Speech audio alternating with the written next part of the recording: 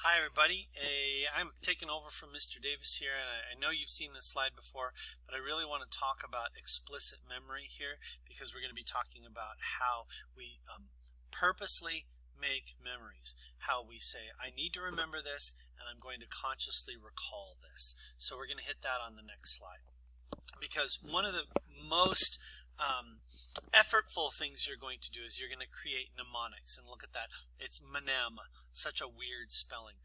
That is Greek for memory. This is where we get amnesia. So it's mnemonics. And we create mnemonics in order to get things in our long-term memory. There's something already in there, and we've already talked about this a little bit. So some of the mnemonic strategies include method of loci. And I've shown that in some of my classes. I showed a little clip where they'll put things around the room, and that's how they'll remember them. So you can, there's something else called the palace of memory that you can study that shows how you can take little memories, put them around the room, walk around the room, and get all of those memories. Imagery too. If you can imagine it, if you can see it in your mind's eye from the very first video we talked about, is it easier to remember a sentence if you visualize it or if you repeat it to yourself? It's much easier if you visualize it. And then natural language mediators are very common mnemonic devices. You've got stories, you've got acronyms, SOHCAHTOA from math. Homes, we talked about that in my classes. I don't know if Mr. Davis has talked about it, but that's how we remember the Great Lakes: Huron, Ontario, Michigan, Erie, Superior. Another science one, Roy G. Biv: red, orange, yellow, green, blue, indigo, violet. So how do we take, now you remember your short-term memory, your working memory, can fit about 7 things. So how do we get red, orange, yellow, green, blue, indigo, violet, which are 7 things, and we put them into one thing? We do it by chunking. So mnemonics are great ways to chunk. And anything that you use to elaboratively rehearse a memory is a mnemonic. So even tying a string around your finger is a mnemonic device. So any device that you consciously choose to help you remember something is a mnemonic device. And we use a lot of language to do it, but you can do any number of different things too. Even the nifty 50 states, turning it into a song is a good mnemonic device if you can do it a lot, I know, in world language classes. So anything that takes an explicit memory and says, I am going to purposely use something to help me remember is a mnemonic. We're going to do this in class. I'm going to skip to that later. Also, I'm going to skip all of this. If you would like to freeze this and pause it and put it in your notes, you can, but I'm not a huge fan of this. I've never seen it on the test, and I don't think it's super important to learn, so I'm going to skip forward. I'm also going to skip forward to this, and I'm going to skip forward to this. I don't think this is very necessary. It's in your book. It's about concept hierarchies. Do it if you want. Okay, now I want to talk about levels of processing theory. We store things that are meaningful to us. So, again, I keep coming back to that. I talked about this in video 7.1. What was more meaningful to the class? The students who were asked to repeat a sentence to themselves over and over, or the people who were asked to visualize a sentence? They processed that more deeply into their long-term memory, and when I quizzed them, they remembered more.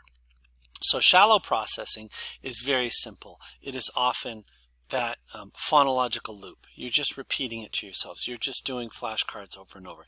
Very, very simple. But if you're doing deep processing, you're thinking about the language. Have you ever tried to learn vocabulary from a teacher who just gives you a list of 100 words and says memorize them?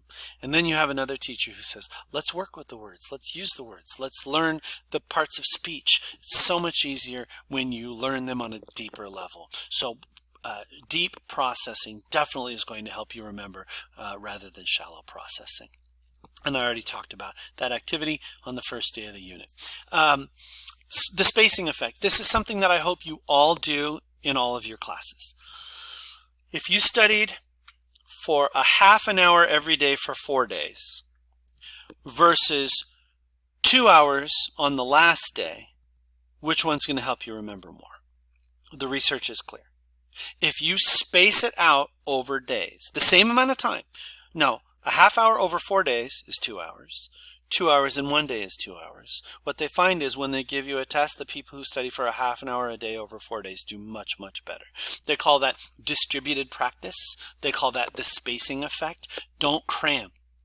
You really shouldn't. And then when we talk about sleep, getting a good night's sleep is even better for your memory. So if you pull an all-nighter to cram and then don't get sleep, you're going to do terrible on the test. So do a little bit every day. I tell you, some of you using your Quizlet. You just do stuff on your phone 10 minutes when you're while you're waiting for commercials to end on Hulu, or you got something else going, you're going to the bathroom. Go ahead and do it for a couple of minutes at a time. I'm telling you, a little bit over time is going to pay off a heck of a lot more than a lot all at once. And then one of the things that Mr. Davis and I are very serious about is the testing effect. That's one of the things that we love about the Socratives that we do before every test. You learn when you test yourself. So instead of saying, looking at a flashcard, looking at the other side, look at a flashcard, test yourself. Say, do I know what the other side is? Yeah. Mr. Davis reminded me of an article that we had read that said, if I gave you a quiz at the start of the unit and then gave you a quiz at the end of the unit, you're going to do better. The group of people who got a quiz at the start of the unit do better because the quiz tells them what they need to know. We don't have the time this year to do that, to give you a full test at the start of the unit, but testing yourself, not just repeating it to yourself, but testing yourself leads to a lot of great memorization. There's something called a flashbulb memory too, and people think, wow, vivid memories, I remember them so well, I'll never forget it, and everything is exactly the way I remember it. Not so much. A really smart psychology teacher said, after 9/11/2001, I'm going to ask people on 9/12 in class, where were they? Tell me about the day. Tell me all you remember about your experience of 9/11. And then that professor, I don't remember how many years later, 5 years later, 10 years later, whatever, contacts the students and says, hey, tell me what you remember about that day. Kind of a cool experiment, right? Are these flashbulb memories, these emotionally significant events, are they more accurate than a normal memory? And some people's memories were pretty accurate. Some of them changed a ton. Some of them changed so much that they were like, these two aren't even kind of related. And here's my favorite part. So then some of these people whose memory changed a lot over time, the professor said, well, here's what you said the day after the event, and here's what you said today. How do you account for the discrepancy between these two? And the person would say, oh, what I wrote the day after the event was wrong. What I remember now is right. I mean, we haven't studied memory long, and you already know that's BS. That's just not true. That just doesn't happen. You're not gonna write wrong. You're not gonna write an incorrect thing the day after the event and suddenly remember it perfectly 5 to 10 years later. That just doesn't happen. So we think because a memory is vivid and strong that it's infallible, that it's going to be more accurate. It's not. It's just as fallible as any other memory. It degrades just as much over time. In fact, it may degrade even more because one of the interesting things that they have in research is they found that every time you remember something, you are changing the memory. It's almost like the analogy is, so let's say I take a memory out of my filing cabinet and then I make a copy of it and I throw the original away and I file a copy. Well, when you make a copy, there are errors. And if I take out the copy and remember it, I copy it again, throw away the original, and put the copy back.